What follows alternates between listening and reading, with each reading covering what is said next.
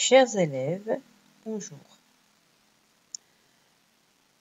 Je vous présente dans cette vidéo une introduction à la chimie organique.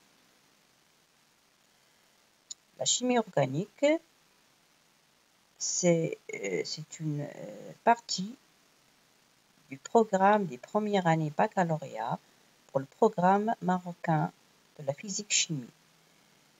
Donc, on va commencer par la définition. Donc, historiquement, la chimie organique, c'est la chimie des composés de carbone issus des êtres vivants animaux ou végétaux.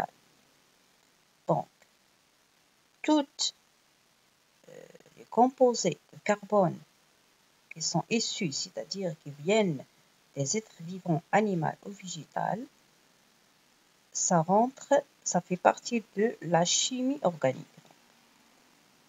En opposition à ça, on a la chimie minérale. La chimie minérale, elle s'intéresse aux molécules qui sont issues du monde minéral, c'est-à-dire de la terre, de l'eau ou de l'atmosphère. Aujourd'hui, la chimie organique, c'est la chimie des composés du carbone d'origine naturelle, comme on l'a dit tout à l'heure, mais aussi produit par synthèse, c'est-à-dire qu'on fabrique ces composés. Je vous donne ici des exemples de composés organiques. On a le méthane CH4. Donc le méthane et le saccharose C12H22O11, ça compose, bien ce sont des composés organiques. Voilà, on a ici le carbone. Ici on a aussi le carbone. Mais si on prend l'eau H2O et l'ammoniac NH3, ce sont des composés qui sont minéraux, comme on l'a dit tout à l'heure, puisqu'ils proviennent de la terre ou de l'eau, ou aussi de l'atmosphère. Maintenant, d'où est-ce qu'ils viennent, ces composés organiques? Comment on les obtient? C'est-à-dire que ce qui sont les ressources naturelles des composés organiques. On a donc, on obtient ces composés organiques ou bien par la photosynthèse. La photosynthèse, ça fait partie du programme du SVT. Vous allez voir ça. Donc, comment on obtient donc ces composés organiques par photosynthèse? Donc, grâce à la chlorophylle que contiennent les végétaux, c'est-à-dire les végétaux vont utiliser l'énergie solaire, c'est-à-dire le soleil, et transformer le carbone minéral qui vient du dioxyde de carbone CO2 atmosphérique, donc, CO2, on va obtenir après des composés organiques, c'est-à-dire ils vont transformer le dioxyde en carbone organique dans le glucose, suivant le bilan ci-dessous. Donc on a ici ce qu'on obtient. Donc on a donc le carbone, plutôt le dioxyde de carbone 6, on a donc 6 CO2, puisqu'on sait que les végétaux, ils vont absorber le CO2 plus H2O liquide, l'eau qu'ils reçoivent de la terre, et les rayons lumineux, le soleil, va agir sur ces deux substances pour obtenir donc le glucose. Voilà le glucose donc C6H12O6 aqueux bien sûr, c'est-à-dire se trouve dans l'eau, plus 6O2 gaz, puisqu'on sait que les végétaux absorbent donc CO2 pour nous donner l'oxygène O2, c'est-à-dire ils purifient l'air, c'est-à-dire le purifier du dioxyde de carbone. Donc voilà donc la photosynthèse qui nous donne donc le glucose, c'est-à-dire un composé organique. La deuxième ressource, c'est la synthèse biochimique. Donc, cette synthèse se fait dans les cellules des êtres vivants. Donc, les cellules des êtres vivants fabriquent leurs propres substances organiques à partir des aliments. C'est la synthèse biochimique. Donc, ça se fait aussi dans les cellules des êtres humains. La troisième ressource, ce sont les hydrocarbures fossiles qu'on obtient à partir du pétrole et du gaz naturel. Ces deux substances sont formées au fond des mers, proviennent de quoi? De la décomposition d'organismes vivants, végétaux et animaux qui est lente. Ces végétaux animaux donc, se décomposent d'une façon lente qui dure des millions d'années. Ça se fait dans la Terre depuis donc des millions d'années. Et ça, c'est loin de l'air et sous l'action des bactéries. Donc, les bactéries agissent donc sur ces organismes vivants lentement pour nous donner donc les composés organiques. Donc, on vient de voir ici donc les trois ressources essentielles qui nous donnent les composés organiques.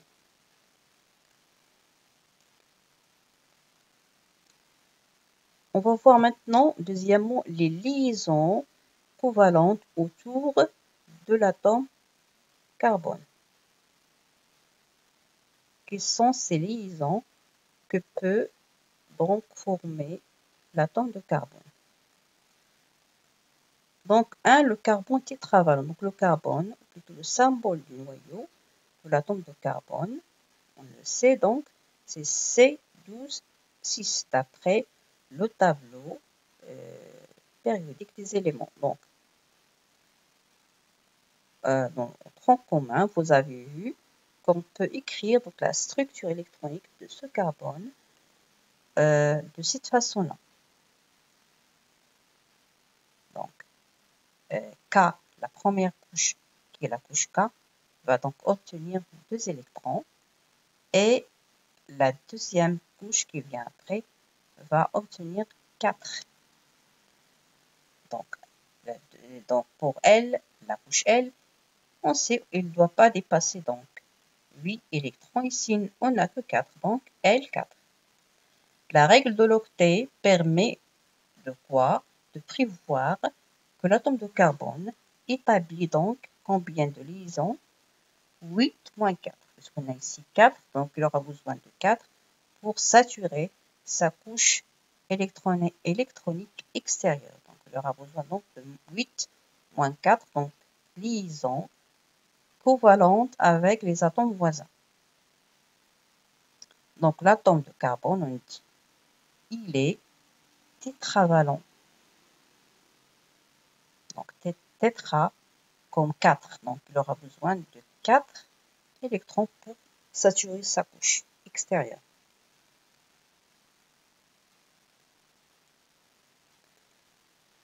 Donc, quelles sont les liaisons possibles de l'atome de carbone? Comment est-ce que l'atome de carbone peut être lié pour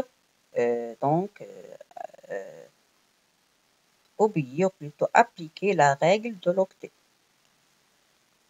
Donc, les 4 liaisons de l'atome de carbone peuvent être distribuées de 4 façons différentes de l'espace.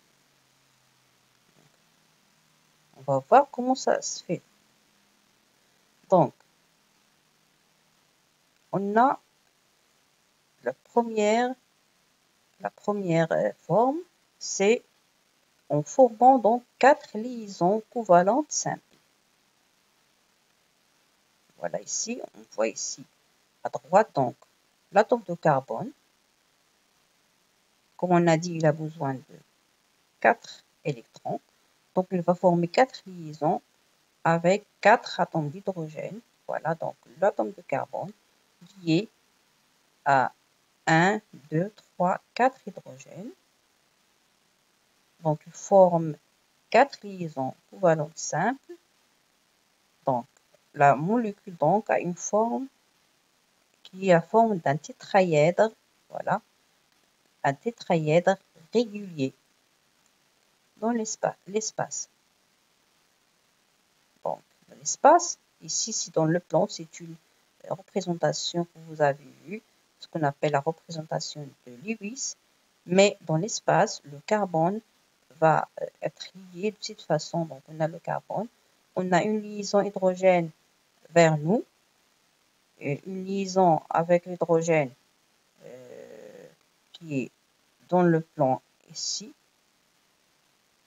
une autre aussi qui est vers le haut dans le plan, une autre à droite dans le plan, une autre qui est vers l'arrière. Donc, on aura donc la forme d'un tétraèdre, c'est-à-dire une forme géométrique qui a 4 faces. On peut ici dessiner. Donc, voilà. Les liaisons possibles. On va donc dessiner ces 3 donc liaisons. On va prendre la couleur donc vert, plutôt rouge. Donc ici donc, comme on a dit, donc une liaison comme ça, voilà, vers le haut, une qui va venir ici vers nous. Si on fait la représentation dans l'espace, donc ce qu'on appelle la représentation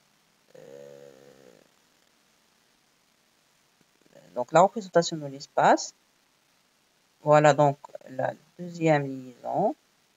On a une autre qui va aller vers l'arrière, comme ça. Voilà. Une autre qui va venir, plutôt celle-là va venir vers nous, comme ça. Une autre qui va rester dans le plan. Donc, on voit ici qu'on a la forme d'un tétraèdre. Voilà. Si je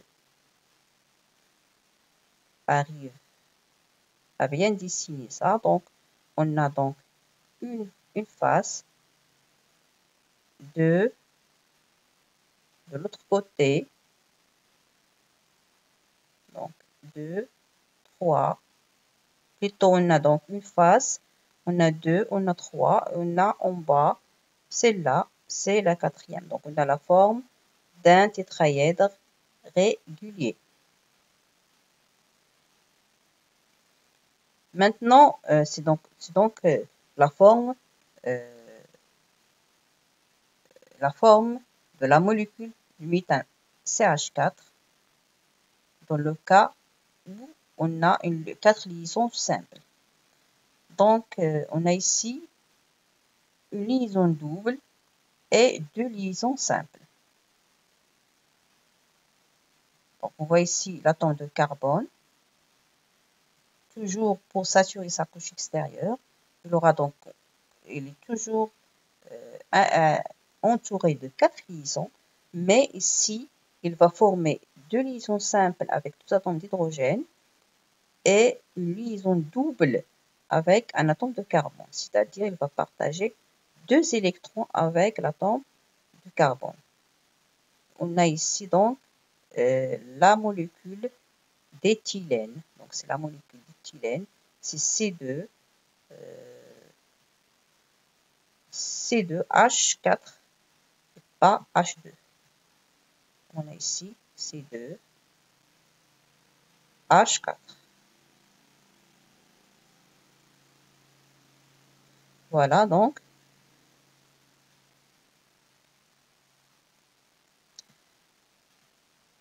Ici, on voit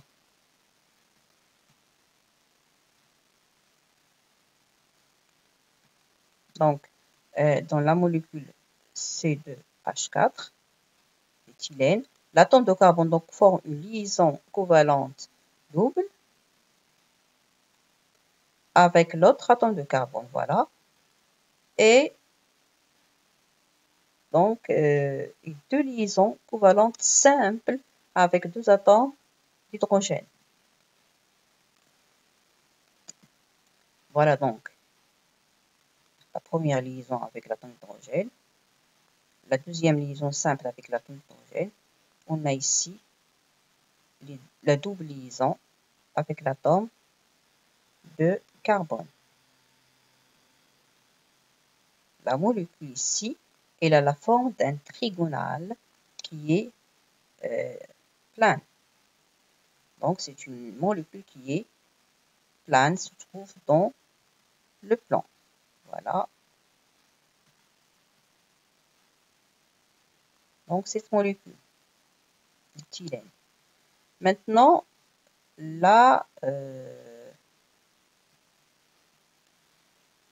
troisième type de liaison que peut former le carbone, c'est deux liaisons covalentes qui sont plutôt une liaison triple et une liaison simple ici. Donc, dans la molécule d'acétylène, voilà la molécule d'acétylène, chaque atome de carbone, qu'est-ce qu'il va faire? A une liaison triple avec l'autre atome de carbone maintenant. Voilà, on a ici, il va partager 3 électrons avec un autre atome de carbone. Voilà. Et on a ici une liaison qui est simple avec un atome d'hydrogène. Voilà. Donc ici, la molécule, elle est comment? La molécule est linéaire. C'est aussi une forme, comme tout à l'heure, d'une ligne. Donc, il a la forme linéaire. Le quatrième type de liaison, c'est deux liaisons covalentes qui sont doubles. Voilà. On a deux ici. Et on a ici aussi deux liaisons, plutôt une autre liaison qui est double. Donc la molécule de dioxyde de carbone CO2, chaque atome de carbone forme une liaison covalente qui est double avec un atome d'oxygène et une liaison covalente double avec l'autre atome d'oxygène pour obtenir le dioxyde de carbone CO2. Donc c'est comme ça donc le carbone se lie, est lié avec les autres atomes pour toujours saturer sa couche extérieure.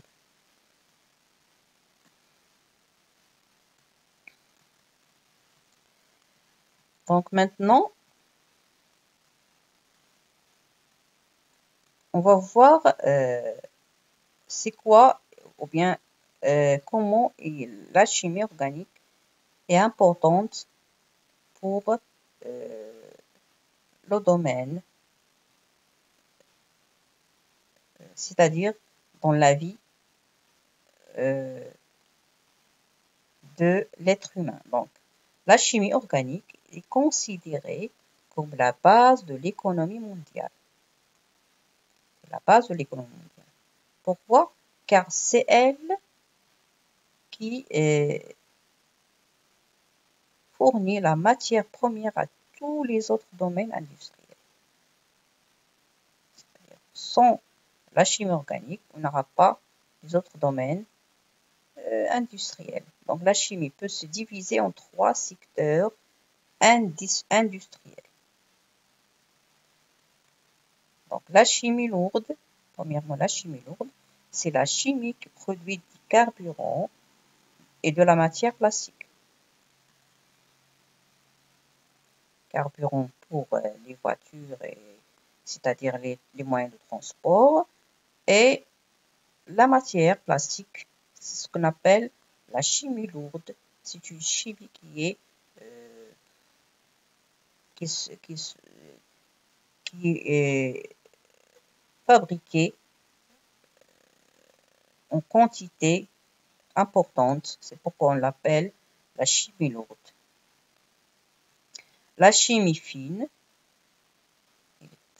donc, comme son nom l'indique, donc, il va former, donc, il va produire les parfums et les médicaments utiles à la santé de l'être humain. La chimie des spécialités, ces produits, dans ce cas de chimie, les spécialités sont nombreux et divers.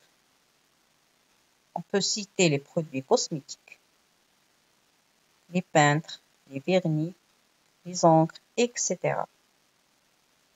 Donc voilà pour les 3 types de chimie industrielle qu'on utilise dans l'industrie. Donc voilà en gros pour cette introduction de chimie organique, ou plutôt à la chimie organique. Et j'espère que c'est utile, que ça sera utile pour les élèves. Et on va